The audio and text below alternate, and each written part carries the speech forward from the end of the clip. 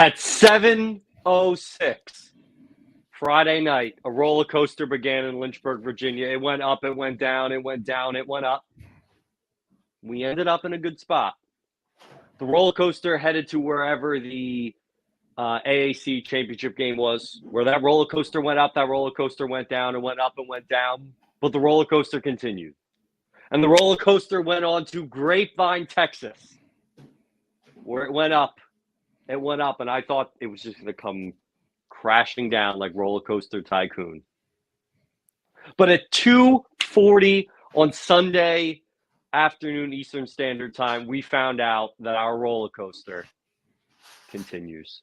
And it continues out west. It continues out to Phoenix, Arizona, because gosh by golly, the Flames are going to the Verbo Fiesta Bowl, and I can't believe it. Flames Nation, thank you for joining us this evening. It's a party. It's a celebration. I got no idea what's going to go on. John and I think on purpose, we didn't really plan anything. We're just going to take it minute by minute, but I already buried the lead. I am joined by the man, the myth, the legend. I don't think there are many people as excited as he was on Sunday. He is the founder of A Sea of Red, all things Liberty Sports. He is John Manson. John, how we living this Wednesday night? You ask me that every week, Richie, and every week I feel like I'm as good as I've ever been. But every week we go up to another level. I mean, it's been a great week, a great weekend, a great season, a great month, and it just continues. And you know, it's funny. I think back to Sunday and thinking back to that moment when we were sitting there waiting. Right? I mean, it was such a long afternoon. You know, I remember waking up in the morning and you know, you and I text and we're like, it's going to be such a long wait until 2:30 in the afternoon. Then the show starts at 12:15. They, you know, reveal the top four, and you're sitting here thinking, okay, we got the top four, and then you look at your watch and it's 12:22, and it's like, man, I got 2 more hours of this.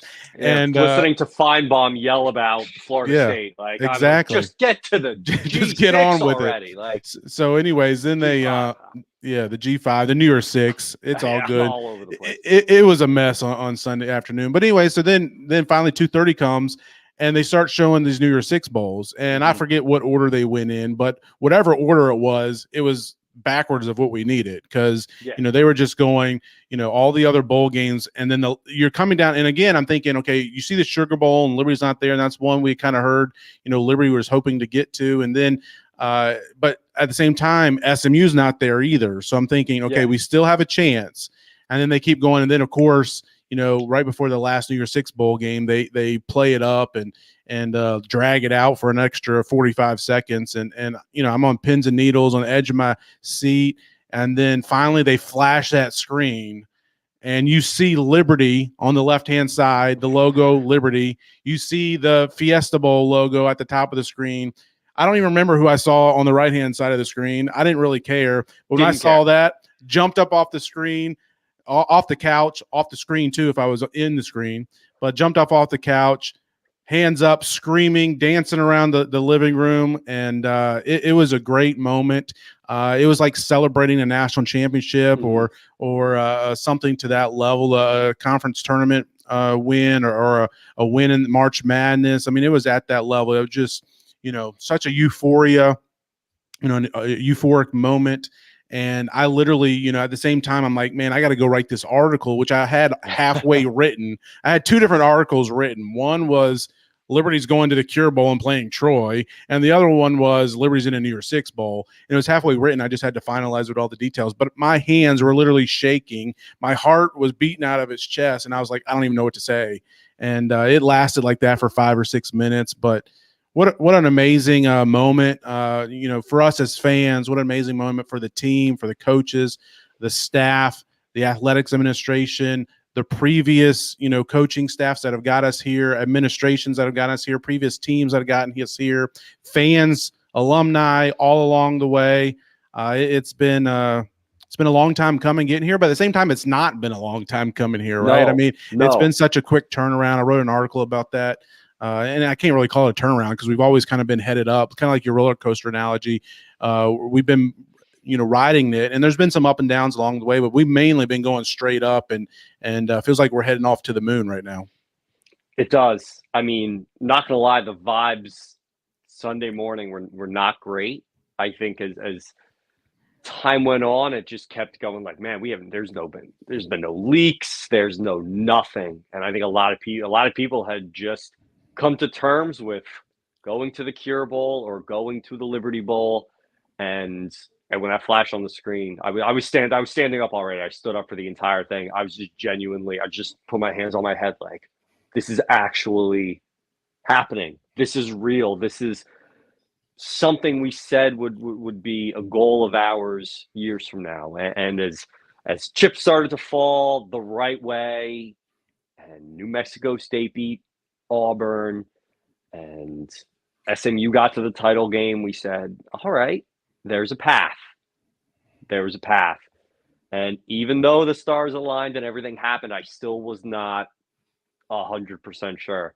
But in that moment, that's a moment that will go down in not just Liberty football, not just Liberty athletics, but Liberty University in general. Where were you when that flashed on the screen? And kudos to ESPN for playing it up and breaking it down and talking about that.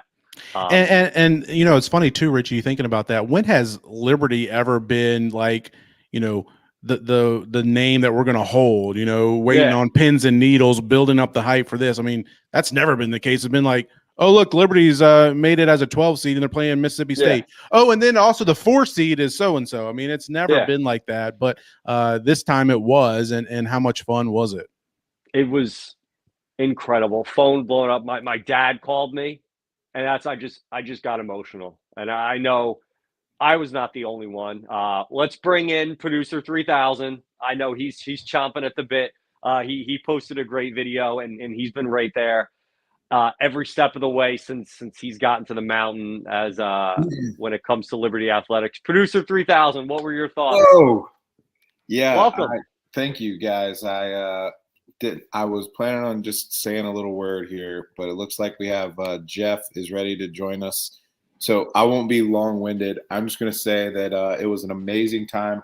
I'm texting with Mike Hagan right now. He might join us here in a few minutes. He basically just said, Chad, we've been doing this for a while. This trip is going to be, and then he just sent like fire emojis like the entire time.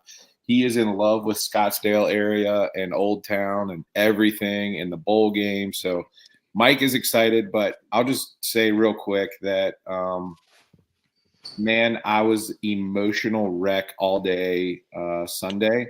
My resting heart rate right before the announcement was like 97. And I texted my wife and she was like, mine's 98. I was like, we're just laying there. And we were just like, it was insane. And, just kind of get teary eyed thinking about like, started from the bottom. Now we're here.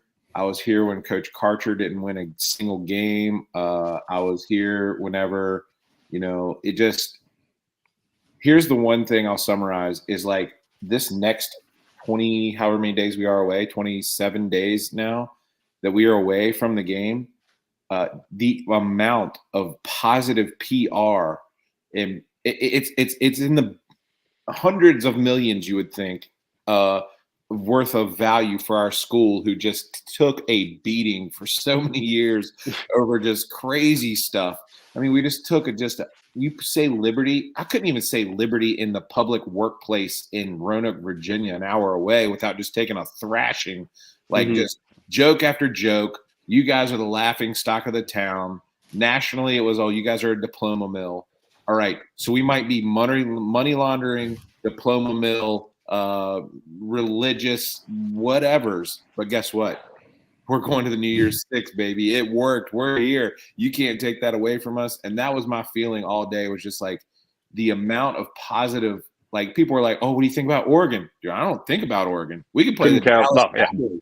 I can care less, man. We could play the Dallas Cowboys, or we could play Jacksonville State. We could play whoever. It don't matter. The next 26 days are just bliss for the university.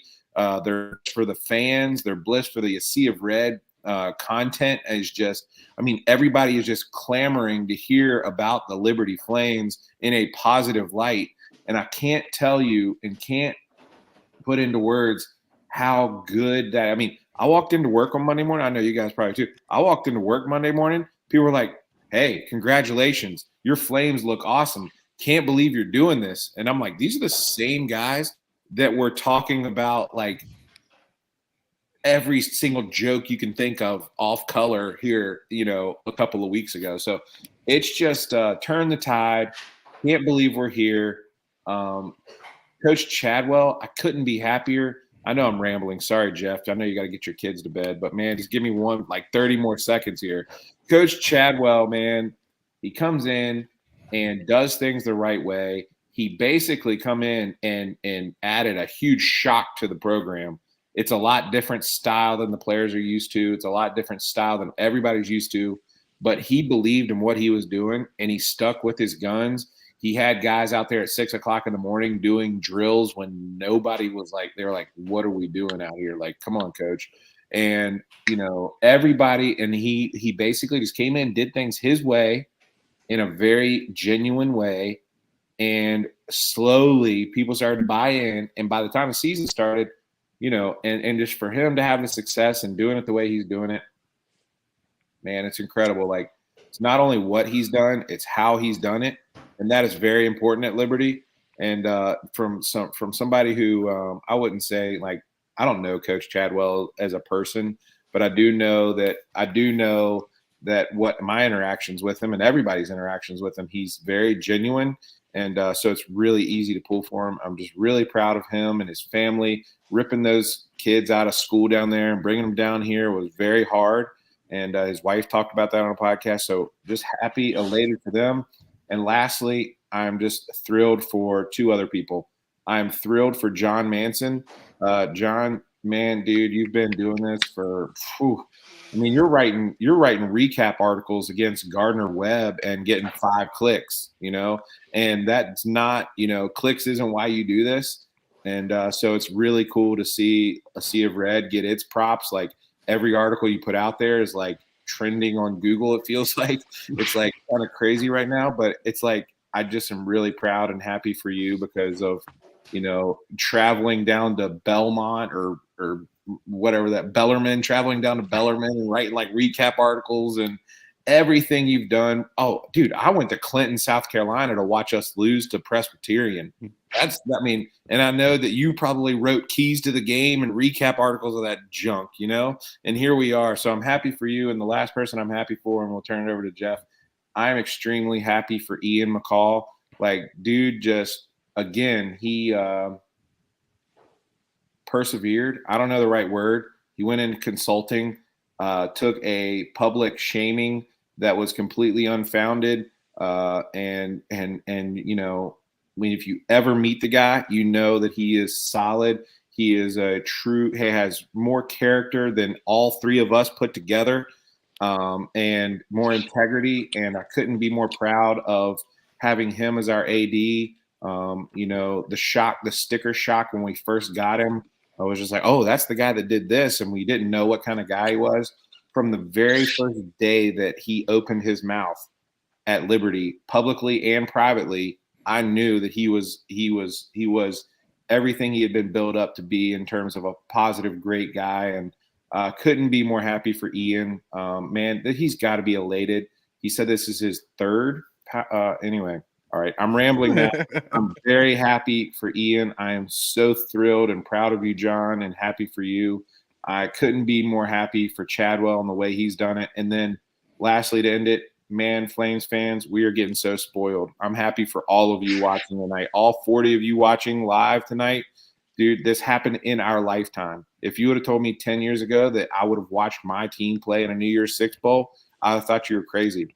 We were barely scraping. John, you put a stat out 6 years ago. We were tied for 3rd in the Big South.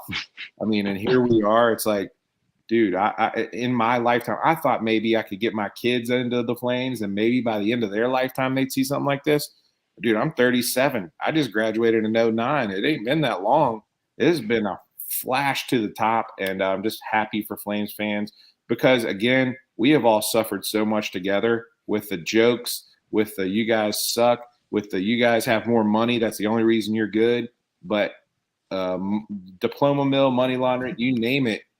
Here we are, New Year's 6th. Say it now. It's worked. And I think everybody respects us now. We got that respect. So I'm off my soapbox. It's almost time to play the Flames Rising commercial and then bring in Jeff. So you guys have a good show. Thankful for this opportunity. All right. So we're going to roll a quick commercial for Flames Rising Collective. I'm sure you've seen it around. Make sure you check it out. Pay attention. John's rocking the hat. I'm rocking the polo. And again, if you're watching, Chad, you said we got over 40 people watching live. Subscribe, throw us a like. It's completely free. It allows us to do all of this stuff for free as well. So super excited about all of that, but especially excited about the commercial coming up. So Producer 3000, roll the tape. Hey Flames Nation, this is Kyle Rode. This is Rachel Root. This is Kader Salter. We would just want to say thank you for supporting athletes like us through the Flames Rising Collective. The Flames Rising Collective is a registered 501c3, providing opportunities for student athletes to use their name, image, and likeness while serving our local community. 100% of everything contributed to the collective will go directly to creating name, image, and likeness opportunities for Liberty student athletes. Help us be champions for Christ and champions on the field. Flames. Flames. Caden Salter said it best. And we are joined, if you are not watching this live and you are listening on later, we are joined by one of the group of 5 guys, the best G5 podcast out there. He's rocking himself a Liberty football t-shirt. Love the shirt. Mr. It is fire. I got to get me one of those. He is Mr. Jeff Murphy. Jeff, how are we doing this Wednesday evening? Fantastic. It's been a fantastic weekend after we left Lynchburg, Virginia, getting to watch you guys make it to the New Year's 6. I mean, and I was just listening to Chad and you guys when I got in here, and you guys deserve it, man. And we talk about it all the time. Our slogan is real football for real fans, and true fans. It's easy to be a fan of a team when they're good.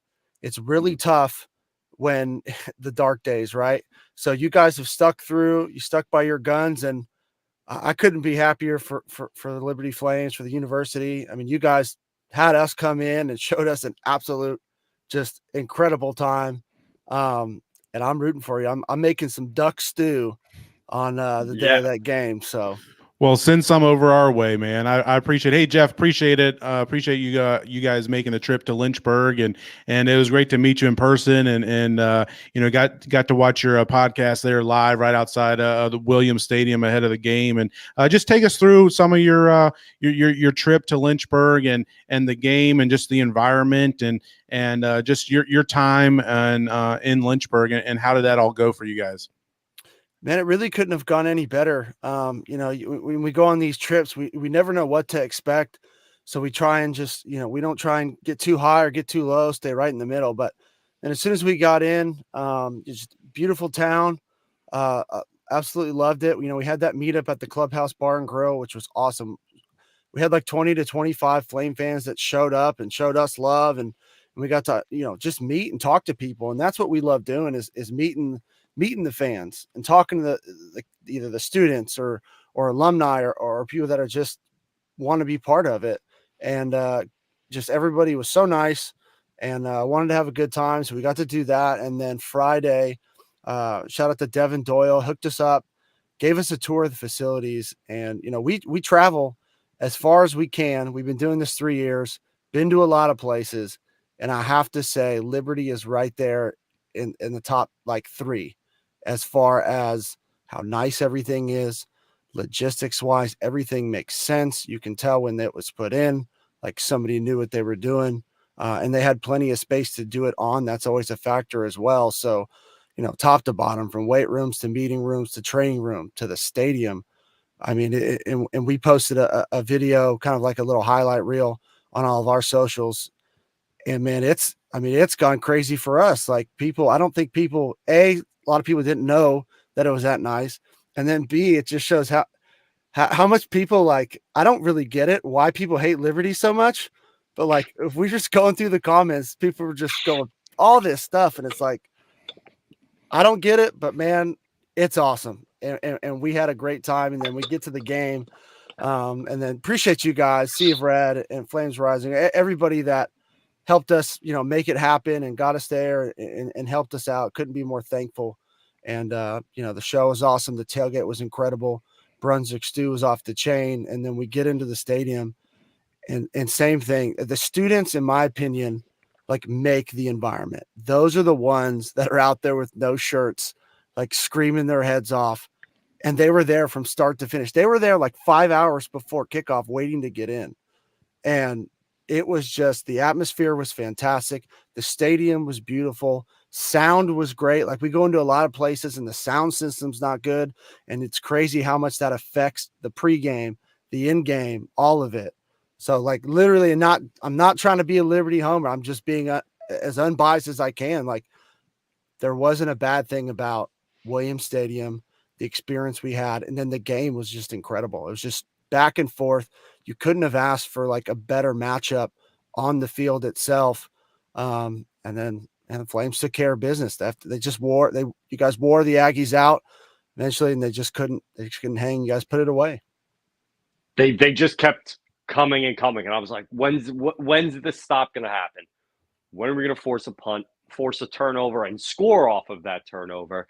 But I got to watch y'all's show from house up in Jersey, and I had it upcasted on the big screen. Appreciate My wife walks into the living room and she goes, "Why is John on ESPN right now?" I'm like, that's not ESPN, babe, but I appreciate you. I was like, no, I'm casting that. I said, this is like the college game day, but for a group of five. So it was great getting to watch that and see some of the scenes from the tailgate, even though I wasn't there. So the game ends.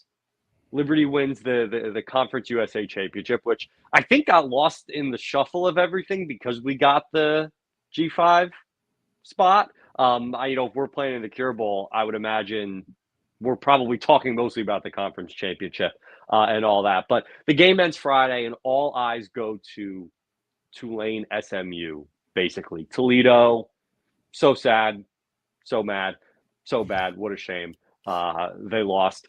So after that, SMU wins. Jeff, what are your thoughts? What do you think is going through those people's minds in Grapevine, Texas? To be honest, I thought the committee was going to screw you guys. Like I really did.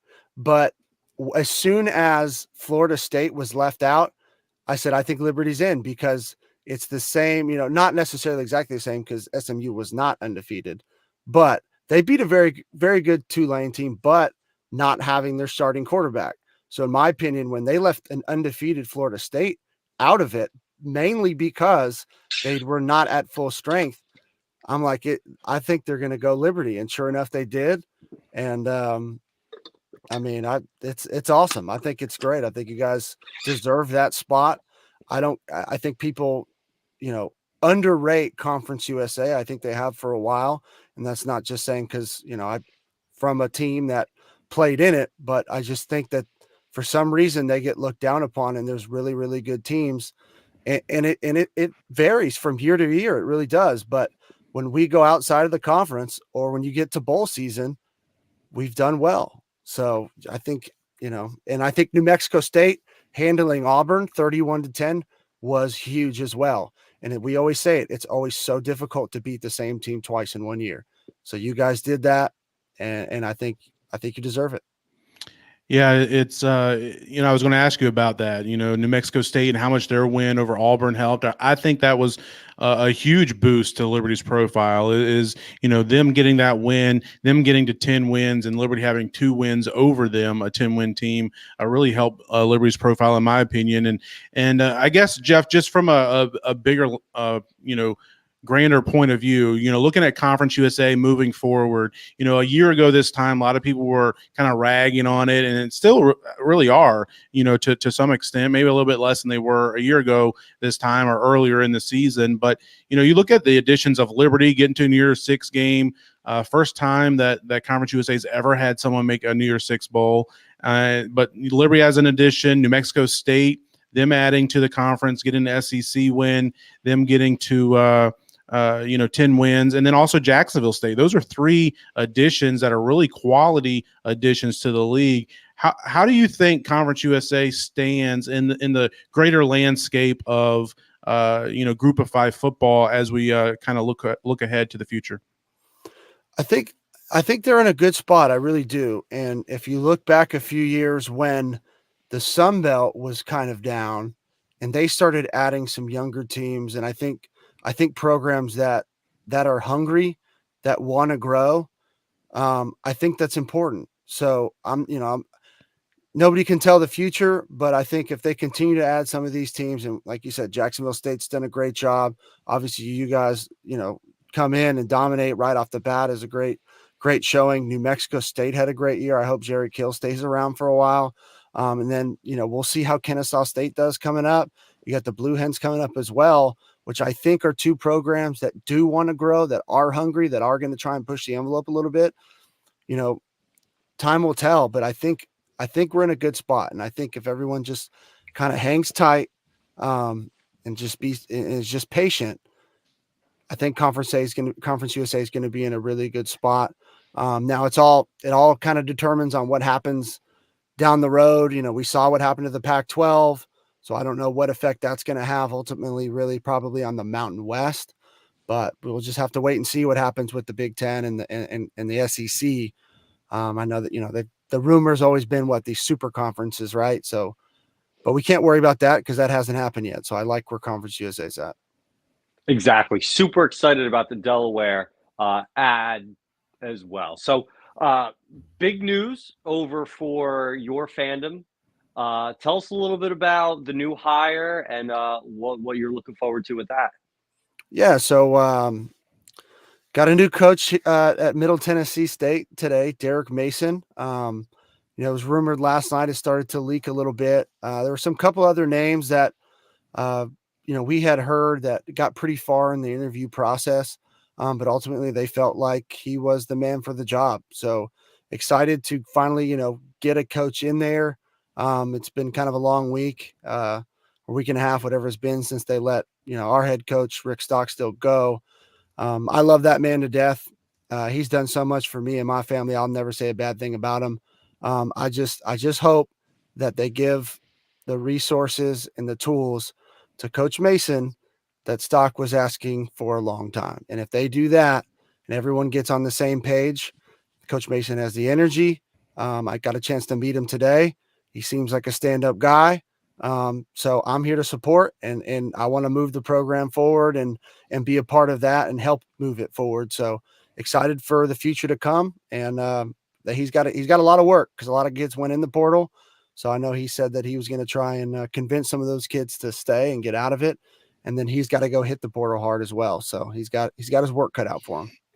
Yeah, I think Derek Mason's actually a great hire for Middle Tennessee. I think UTEP also has made a coaching change. I believe they hired the Austin Peay head coach and Scotty Walden. Yeah, he's got a good track record and resume as well. So they could turn around. I mean, UTEP's got a lot of talent and they got a lot of potential there as well too. So I'm looking forward to seeing how those coaching changes can kind of further solidify and bolster the Conference USA as we move forward. But hey, Jeff, before we let you get out of here, and once again, appreciate you coming on. Any last thoughts of your trip to Lynchburg and to see Liberty and maybe your post-game celebrations and anything like that?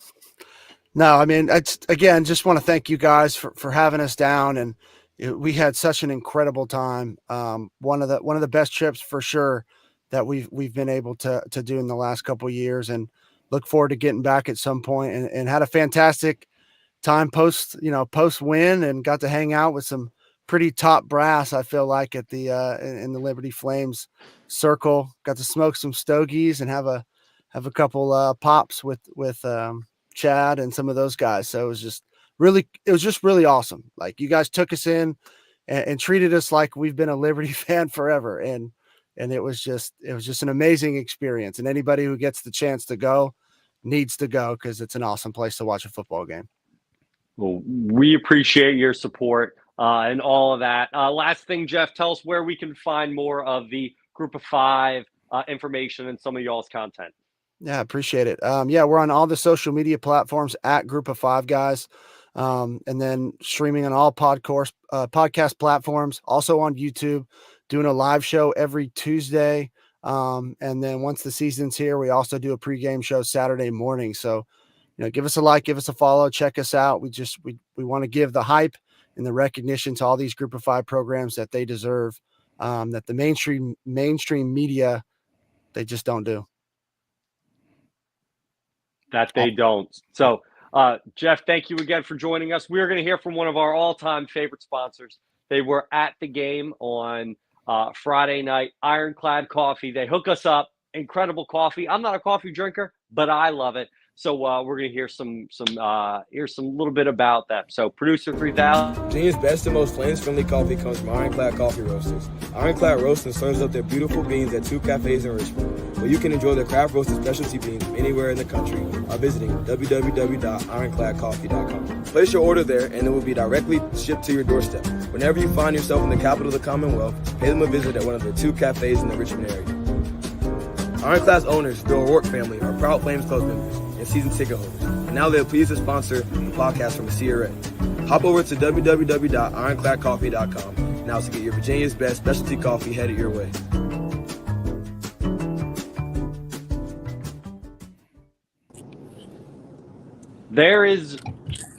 I don't think anyone who has working harder and is going to have to work harder in the last 5 days than our next guest. About 20 minutes after the announcement, I went, man, I'm so glad I'm not Mike Hagan right now. And if you don't know who that is, he is the head of the Flames Club. He has been working tirelessly on getting this bowl trip, getting this bowl game set up so fans can travel from all across the country, I imagine all across the world, and he's making sure that we are good to go in Phoenix, in Old Town, all the great places down there. Mike, welcome. How are we doing this Wednesday night? We're excited, maybe a little tired, but we're doing good. We don't judge the view. If it looks like I might be driving, I'm sure that's not occurring. But we got a great crew here. We are driving back, landed in Roanoke about 15 minutes ago. I got Dr. Sipe, who leads the Spirit of the Mountain, everyone's favorite marching band. Go Flames. Amanda Ryder, director of tickets, and Todd Wetmore, who's going to set up all these big name media interviews in the next month. Let's go. So, that's exciting. So you guys are heading back to Lynchburg now. So tell us, you've been in Scottsdale and Glendale and Phoenix the last day or two. What's that been like? Yeah, so we left Lynchburg about 4:00 in the morning on Tuesday. Got there and had a little lunch. Went and checked out State Farm Stadium. So got the whole tour. When we get there, also on the trip was Brad Queen and Alex Jackson from football. Todd Patulski, our athletic CFO, and Allison, the nutritionist. So get to the stadium, divide up into different areas. Amanda and I are taking a look at suites and seats and tickets. Dr. Sipe is headed to meet with the band director and get ready for the pregame and halftime. And then Todd with the media folks. So it was phenomenal walking in the stadium, and the giant video board that kind of goes the entire width of the board has the big Welcome Liberty sign. Oregon was on their way out as we were walking into the stadium, and it's pretty weird to walk into a stadium that size and know that's where we're playing in less than 30 days. I don't think it's fully going to be real to me until that moment. You talk about it and listen to everything, but until that moment and the band is playing and there's the ABC stuff everywhere, it isn't going to be. I think that's when it'll fully hit me. So talk about what can fans expect coming into Arizona. What are some of the stuff that y'all have planned so far that we could look forward to? Yeah, so a lot of it's just it's coming together still.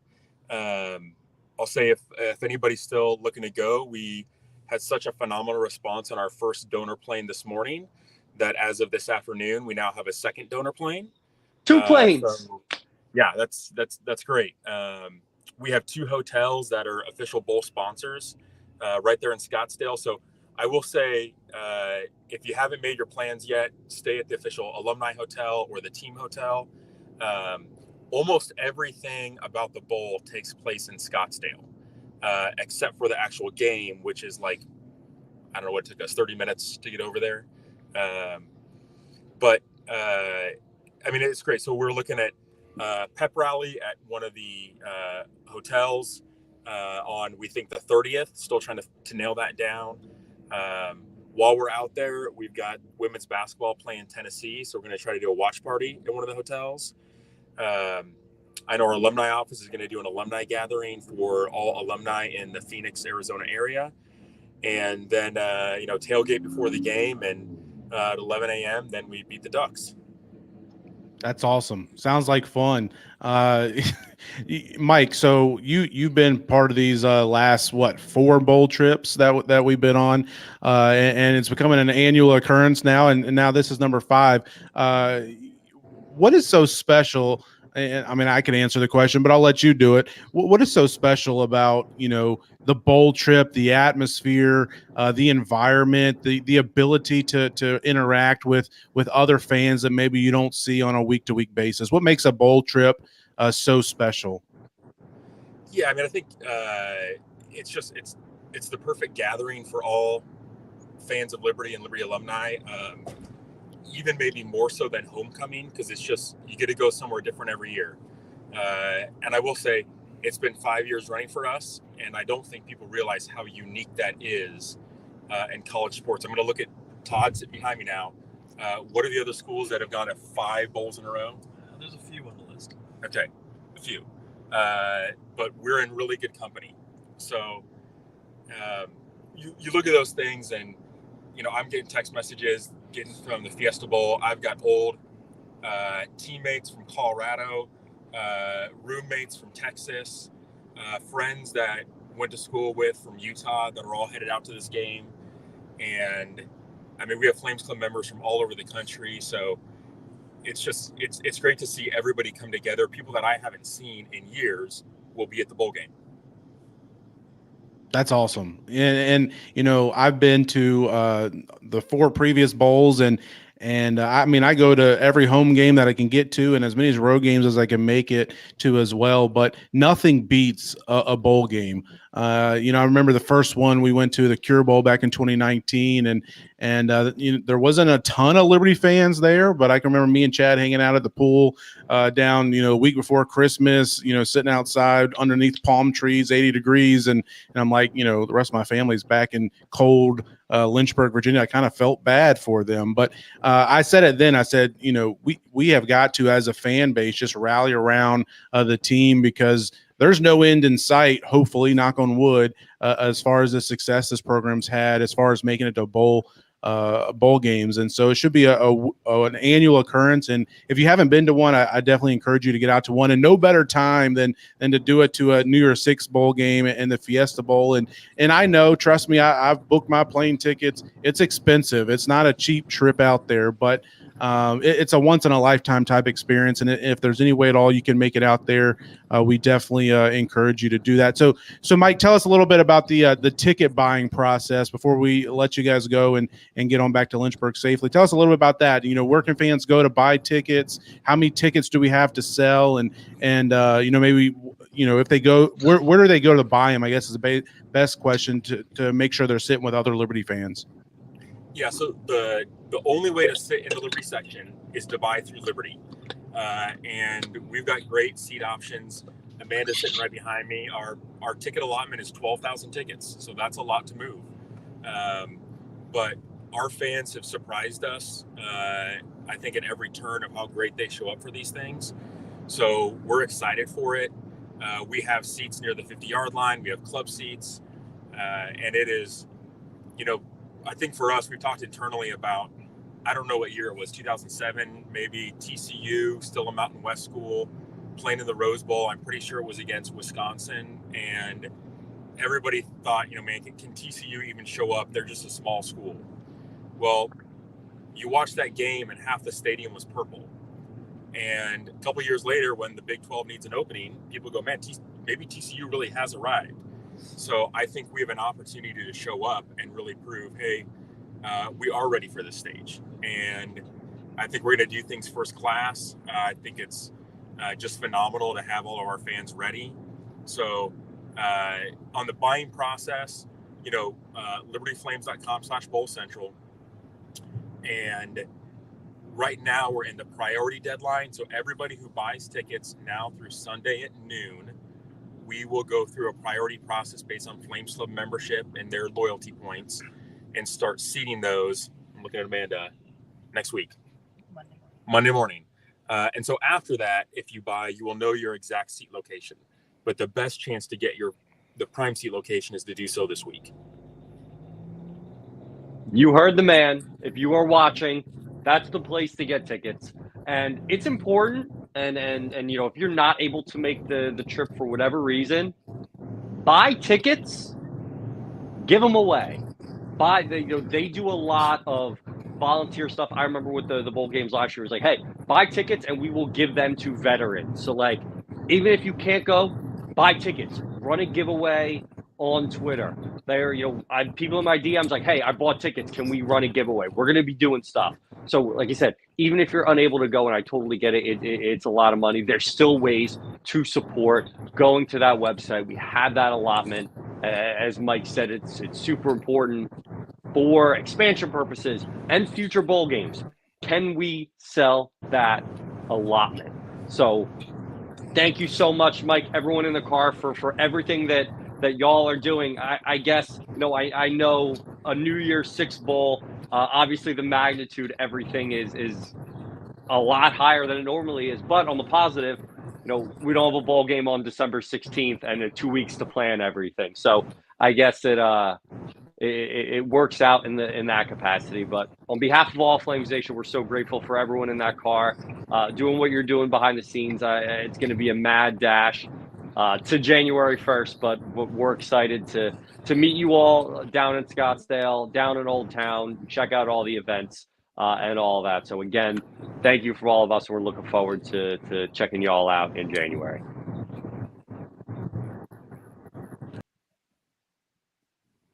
Good all stuff. Right, Man, that was so fun. Excited now. That was I'm fun. so excited. Like, we have to wait another almost month to get there. Like, how are we going to wait so long?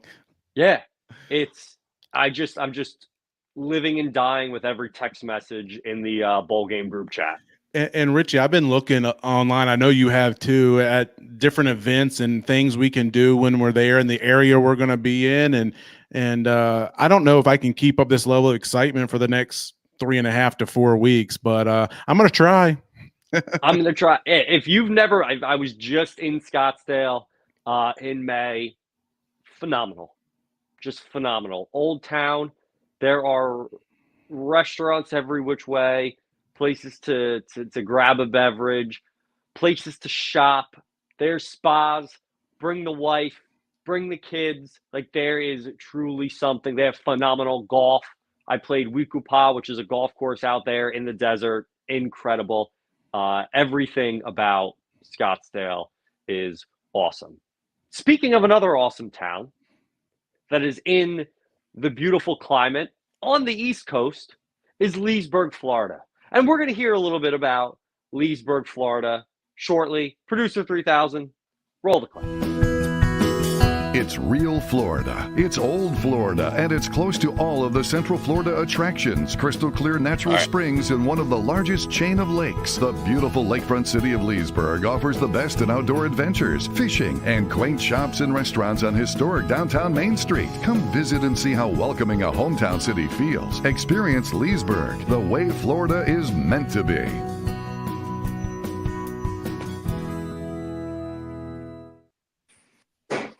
Leesburg, Florida, ain't nothing like it. The best. And there ain't nothing like our next guest. He is rocking a sick mustache. If you are not watching this with your two eyes, but rather your own 2 ears, I'm just telling you, this guy has a stunning mustache. And I can't wait to hear what comes out of the two lips below it. We are joined, of course, by man who's done it all, jack of all trades, Kyle DeArmond. Kyle, what a world. Look at us. Look at us. Look at us. What a weekend. Yeah, it's good to see you guys. And it's good to read all the comments and see how excited everybody is. And yeah, just unbelievable weekend. Sunday was unbelievable. Cannot wait for January football from the Flames. It's crazy. January football. We've never had that before. It wasn't that long ago. We'd never had December football. Now that's become a common occurrence, and now we get January football. But Kyle, take us back to Sunday. What was it like for you? I mean, for those of you that don't know, which I'm sure everyone listening does know, Kyle played at Liberty back in the FCS days under Danny Rocco, and went on to be an assistant coach on staff under Turner Gill and Hugh Freeze. So you've been there. You've seen Liberty football, rise right before your own eyes, right before our own eyes, from the FCS days to the FBS days, to the bowl games, to the top 25 appearances, and now to a New Year's Six bowl, to the Fiesta Bowl. What was Sunday and that announcement like for you? Yeah, I mean, Chad said it earlier, but I mean, emotional is like the thing that you kind of think about. I was telling my wife, I was like, I don't feel like I'm that old to be like, oh, it was so long ago that we were playing, getting 15 years ago that we got left out of the playoffs being 10-2. And that was what seems like forever ago. But in the grand scheme of things, when you look back at the last 15 years in FBS football, the teams that have won the national championship, it's all been the same. It's been like the same group of teams. Like there hasn't been that much craziness go on in college football. Your Alabamas, LSU, Auburn, USC, Ohio State's. Those schools are the schools that have been winning national championships. So it doesn't feel like it was that long ago that we were FCS fighting tooth and nail to get into the FCS playoffs. And the selection show on Sunday reminded me of those selection shows back in the day, of sitting there waiting to hear if we're going to go into the FCS playoffs. And year after year, it was always no.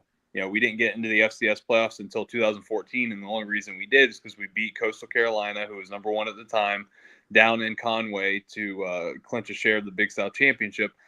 Blocked field goal. Blocked field goal. That's right. Go on to play James Madison, and we spank them, of course. Mm-hmm. And then, go to Villanova, possibly win that game. We've talked about that before in previous weeks. But, so it wasn't that long ago. 2014 is 9 years ago that we're playing in the FCS playoffs. And now, 2023, we are going to the Verbo Fiesta Bowl. Like, unbelievable. New Year's Six. It's just crazy. Think about the players. I recruited, Noah Frith back in the day, and Noah came in being like, hey, your freshman year is 2018. That's our first year of FBS football. And, we are wanting to get into a conference. You're wanting to do all these things. Now look, fast forward. He's still playing where you've won the Conference USA Championship, and we're going to the New Year's Six. It's just an unbelievable journey. And I'm in a group chat with a bunch of guys that I played with, probably 25 guys, and 20 of them have already booked their tickets. Like Mike was saying, so many alumni, people that don't necessarily make those trips to Lynchburg week in and week out, or even go back for homecoming, are making the effort to get to Phoenix, because I think it's just going to be an unbelievable experience. Don't want to say once in a lifetime, because I think that Liberty, we've put ourselves in a position to sustain this top group of five, but it's going to be an unbelievable experience, and I would highly encourage anyone to go and to try to make it happen, because the bowl games are a blast. They are so fun.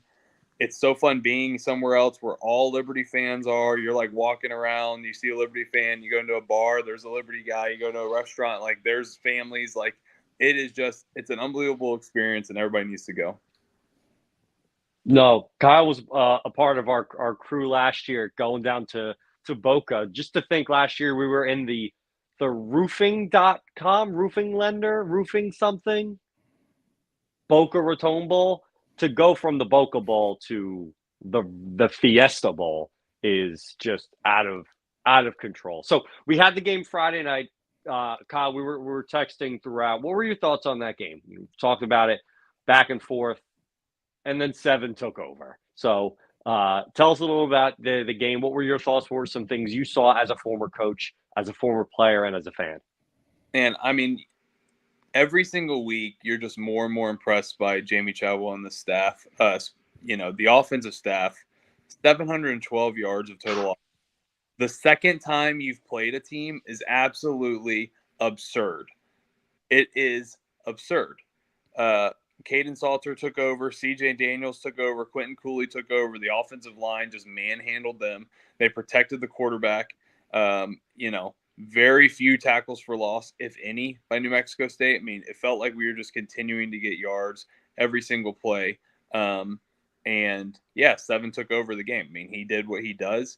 He made an unbelievable play there to put us up 14 late. And, they controlled the line of scrimmage from start to finish and made the plays on defense, when they had to.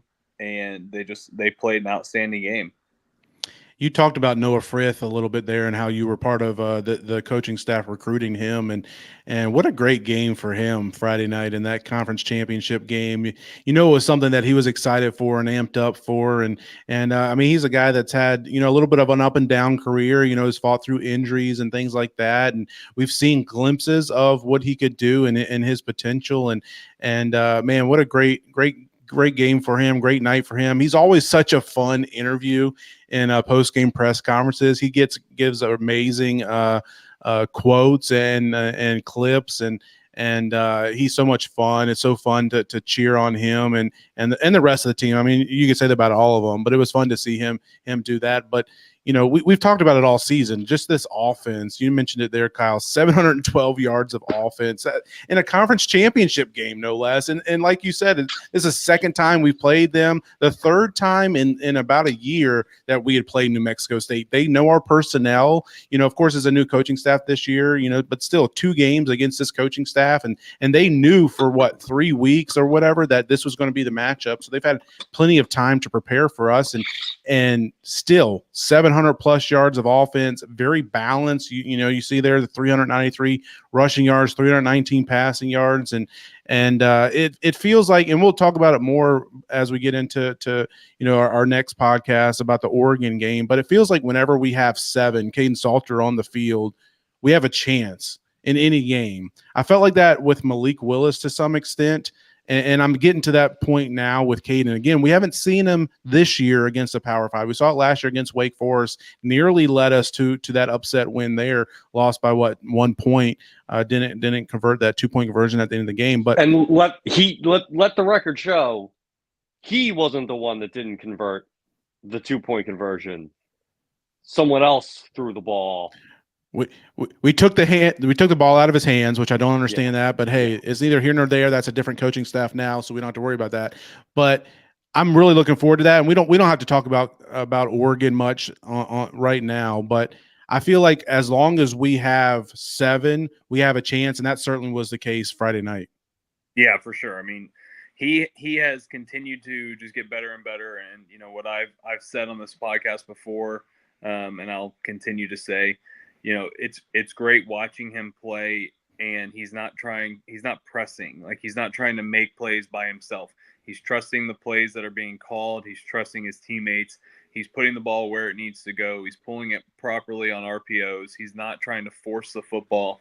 And then he's protecting the football when he's a ball carrier. So, yeah, I mean, if he just continues to do that, continues to improve, it should be a good game January 1st. And that our guys will be ready and they'll be fired up to play. I think that will be a no-brainer. The staff's going to have them ready to go. So is it a tall task? Of course. It is anytime that you go play a Power 5 opponent, just because, their players, roster top to bottom is better than our roster top to bottom. I mean, it's Power 5 versus Group of 5. But that doesn't mean that you can't prepare and you can't go in there and play a better a cleaner football game. Oregon's looking at it like, hey, if we would have won that game, we would have been in the college football playoff. We lost, all right, cool, we're in the Fiesta Bowl, but I got a million other things going on in my mind, and we can just walk out there and play Liberty and beat them. We've seen throughout the year Power 5 teams play Group of 5 teams and lose. I mean, and get, spanked. So I'm very excited about the game. And, yeah, Caden, much deserved, most valuable player, Conference USA. That was a no-brainer. He probably could have won offensive MVP. He probably could have won, newcomer of the. I mean, every single award Caden probably could have walked away with. But shout out to him. Shout out to Tyron Dupree. What a career that kid has had. We recruited him. Fun story about Tyron. We recruited him. He was playing quarterback at his high school, and he was playing a little bit of defense, but he was just an athlete. He was playing a small school in Alabama, and when we played down there in Jacksonville State, I think in 2017, we went and watched him play, and we initially saw him as kind of an athletic quarterback. Joe Daly saw him and was like, dude, he's like, this kid can be a linebacker.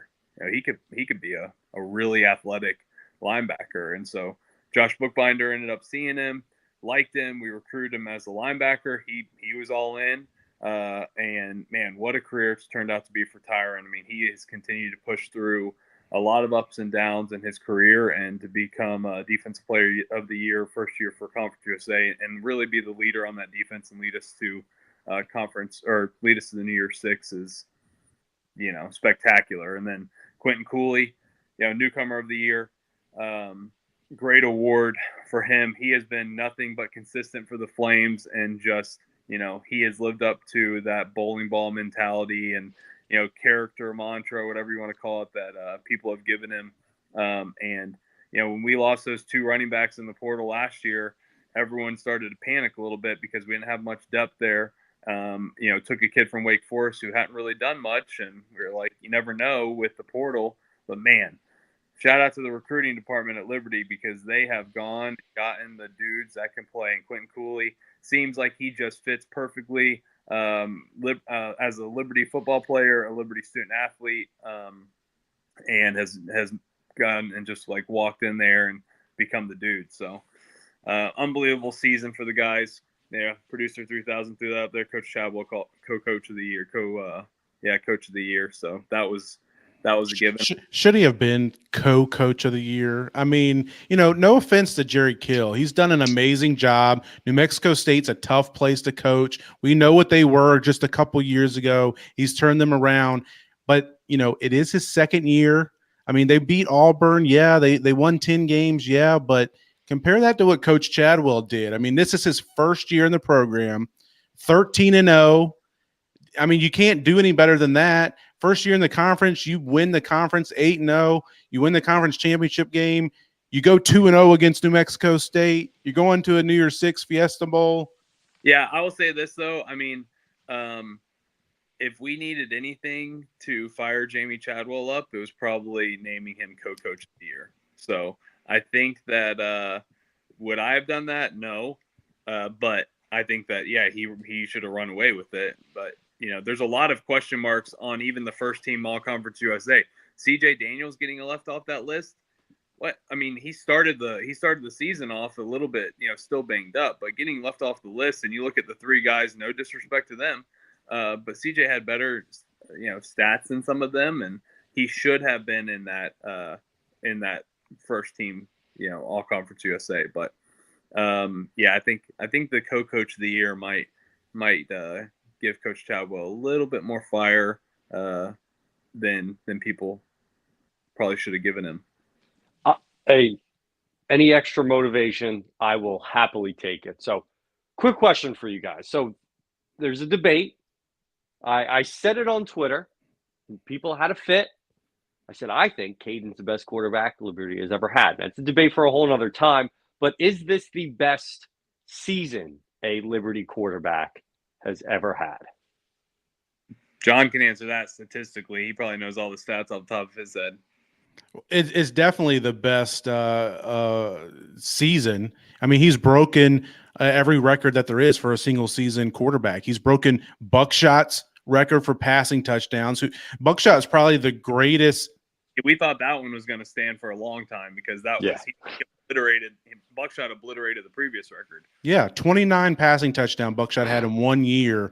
And again, Buckshot was a guy just slinging the ball around everywhere. And here comes Caden, which you think about him as an athlete, but no, he broke that record he's up to 31 touchdowns now with a game to play.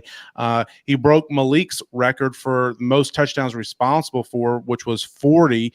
and Caden's up to 42, I believe it is now. He's also broke Malik record for the most rushing yards by a quarterback in a single season. He's the only quarterback in Liberty history to go over 1,000 yards rushing in a single season.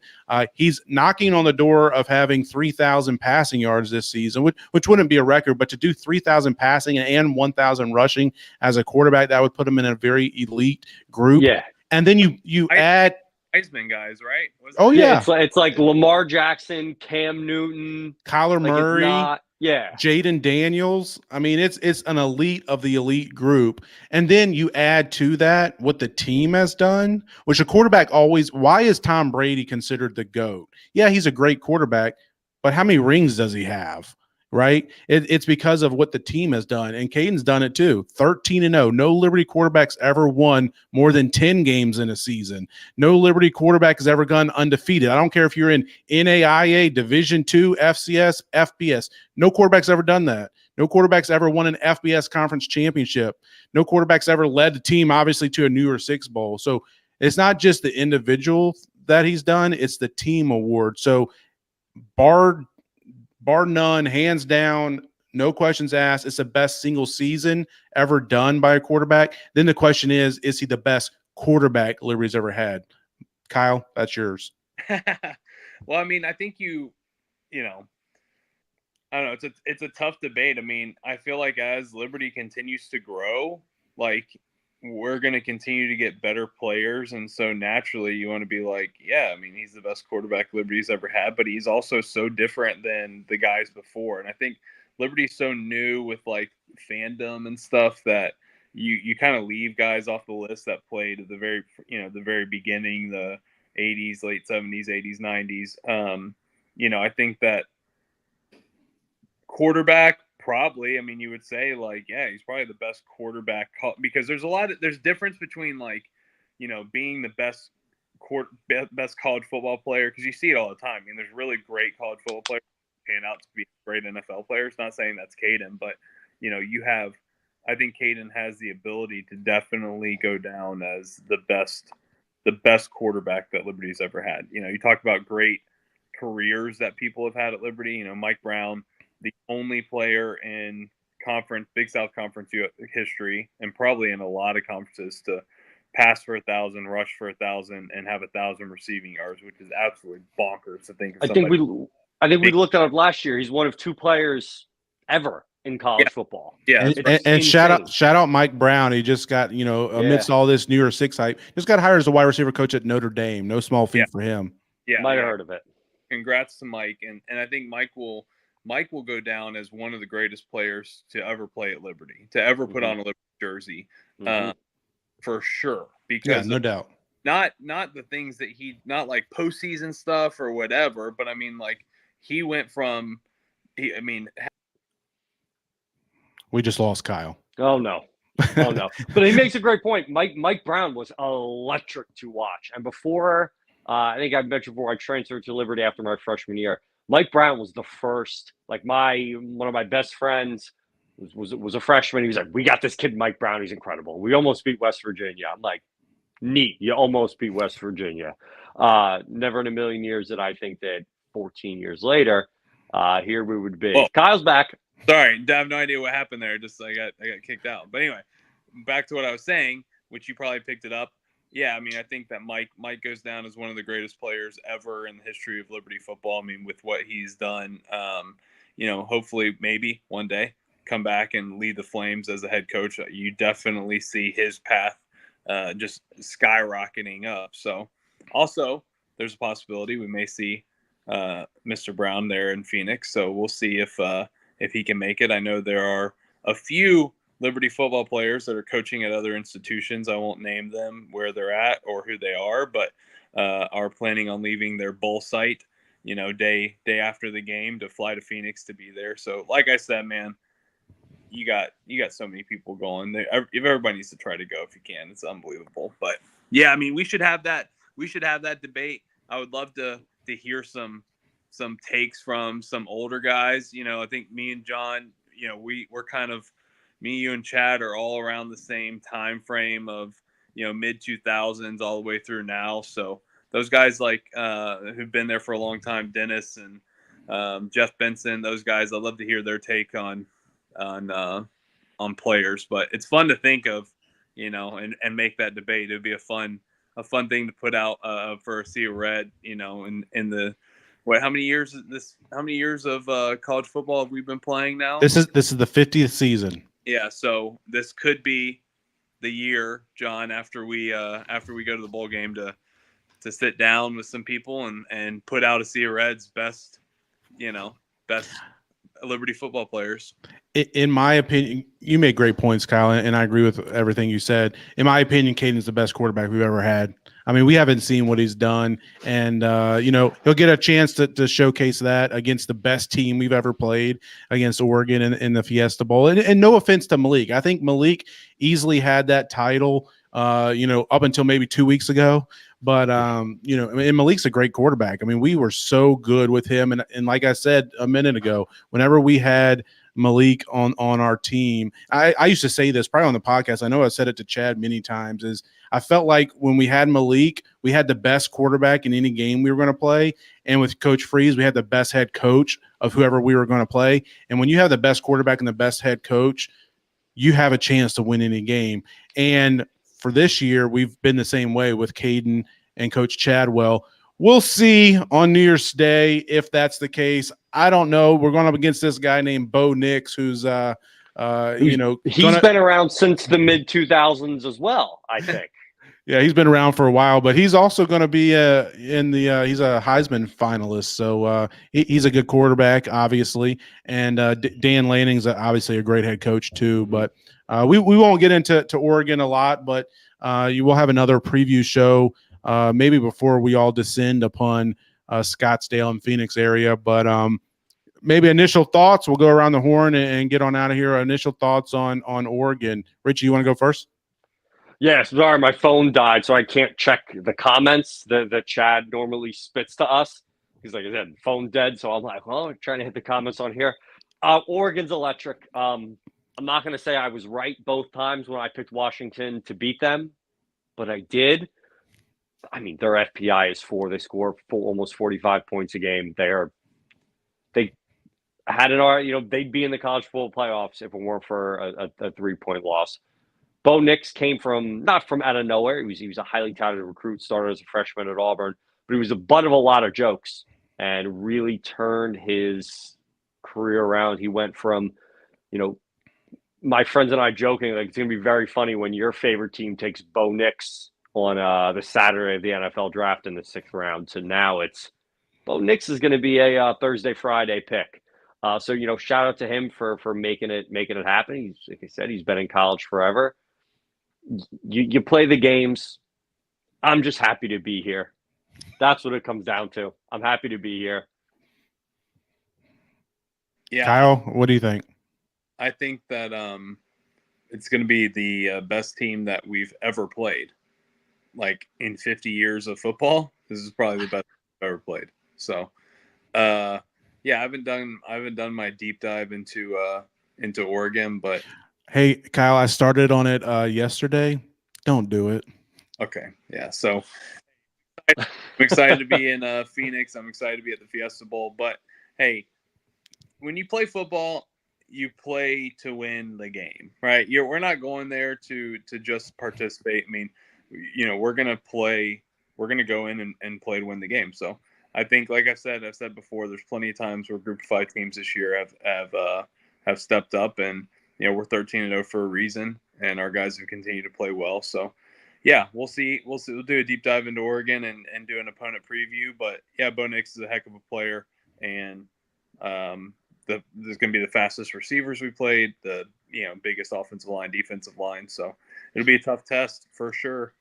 Yeah, I think it's one of the biggest questions I have of this Liberty football team. We've heard about it. We've talked about it, the strength of schedule. We know what's out there about that. But, let's be real about it. We haven't seen this team go up against a Power 5 opponent, obviously. We haven't seen this team go up really against a top 50 team in the country. And obviously Oregon is. I mean, they're a top 5 team in the country. So I don't really know how well we will perform against them. I'm really interested to see just how good this Liberty team is. And it's exciting. I'm glad they get the opportunity to do it, because who knows? We could be, I mean, Vegas has got the line right around 14, 15 points. We could be a legit top 15, top 20 team. I think our offense is that good. I think our offense will be able to put up points. We talked about Caden. We talked about, some of the receivers. We have CJ Daniels, Noah Frith, Trayon Sibley, who's finally getting back to being fully healthy. And we saw what he did early in the season. Also, all those running backs, Quentin Cooley, Von Blue, Billy Lucas, Aaron Bedgood in the slot, and obviously that offensive line. So I think we'll be able to put up some points. The question is going to be the defense. I mean, we've struggled quite a bit, in most games, at least at times, if not the entire game.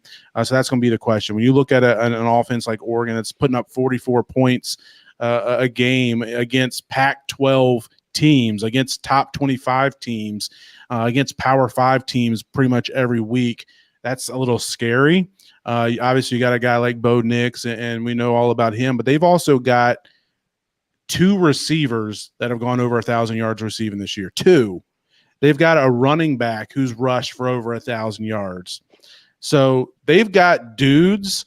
They're good football team. Yeah, they got dudes. Their backups are dudes. Their third stringers are dudes. It's a monumental task, but I'm excited about the opportunity. I'm really excited to see what this team can do. And what I really think it's going to come down to, as far as, who can win this game, is it's going to come down to your mindset. Like, we know Liberty's going to be locked in and ready to play.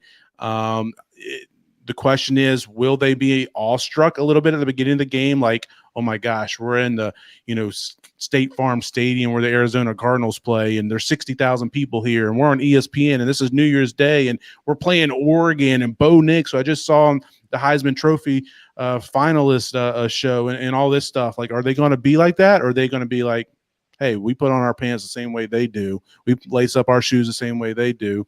And then also on the other side, Oregon, like, you go and read the comments on Facebook, Twitter, Instagram, wherever you like to consume your social media, message boards, whatever. They're not happy. Their fan base is not happy to be not alone, let alone not in the playoffs. They're not happy to be playing Liberty. So, what's their mentality going into this game? So anyways, it'll be interesting. I have a question. And since you guys aren't reading the chat, I'll just come in here and say it. Like, what does it benefit these guys who have pro potential? Bo Nix, who's a top 2 or 3 round draft pick. You've got to think between now and January 1st, an agent is going to be in his ear like, Bo, I will represent you and I will give you some money up front, but you're not playing in that bowl game. Because if he goes and gets hurt, his draft stock goes from, first, second round, which is what, $200,000-$300,000 up front from your agent, to 6th, 7th round at best, and that's $10,000 to $30,000 up front from your agent. So it's like, what is the potential? Not with just Bo Nix, but they have several guys who have pro potential who are projected in that top 4 range, who would be risking a lot of money playing in this game. So I don't know. Kyle, you've seen guys go through this with AGG and DeMario and Malik. I don't know. Am I off on that? Like, I would think that an agent would come in and say, hey, Bo, I will represent you through this whole process, and I can be your agent, and I'll give you some money up front in the tune of $100,000 to $200,000, but you're not playing in the bowl game. All right, thanks. I'll hang up and listen. Year 6. So, I mean, like the Holiday Bowl or the Cure Bowl or something like that. I mean, you see Caleb Williams has already been like, nah, I'm good. I'm not playing. But I think New Year's 6 has always been, regardless of what teams are matched up, has always been kind of your goal is to get into the college football playoff. For some of those teams, obviously, win conference championship, get in the college football playoff, and play in the New Year's 6. So, yeah, I mean, I think that that's a New Year's 6 game, so I think that they're all going to play. I don't know. It's so new. I mean, we never dealt with that. I mean, DeMario played last year. Malik and ATG both played. There wasn't any talk of them, not playing. So we'll see. I think Bo's different too. I think, he talks differently than a lot of those other quarterbacks do. Mm-hmm. So he's very passionate about Oregon. He's passionate about his teammates, and I think based on what the interviews I've read, I mean, I think he's a great person, and so he's not going to go and just say, "Nah, I'm good," because he's leaving out all of the rest of his teammates. So, yeah, selfishly, but that risk is everywhere, I guess. Selfishly, I don't want him to play, but at the same time, he doesn't play and we win. Then everyone's like, "You beat him without Bo Nix. What's the big deal? Does it even really I don't care. count?" Like, I don't care. I couldn't care less. I'm again happy to be here. Print the shirts, but there will be someone that is chirping online that goes, "You only beat him because they have Bo Nix." Again, don't care. Happy to be here. So I we're gonna play him, sure, and I took out Zach Edey in the NCAA tournament with Fairleigh Dickinson. If I have to end Bo Nix's career with Liberty, so be it. Now, what would be the bigger upset? FDU over number 1 seed Purdue or Liberty over Oregon? It's got to be FDU, right? It's got to be FDU. Question. I cashed in all of my upset sports luck, so I'm sorry in advance. But yeah, no, it's got to be FDU over Purdue. It'd be preposterous. I don't think there's another Liberty FDU alum out there. So I'm pretty sure that I'd be able to say, "Look at me. What a wild 10 months it's been." Look at you, man. This show's been a lot of fun. I feel like we could stay on here for another hour talking and answering questions, and it's so much to talk about. And guys, it's been so much fun to be on this podcast with you guys throughout the season. We got at least one more episode, probably 2 more, but it's been a lot of fun. Thank you guys for joining.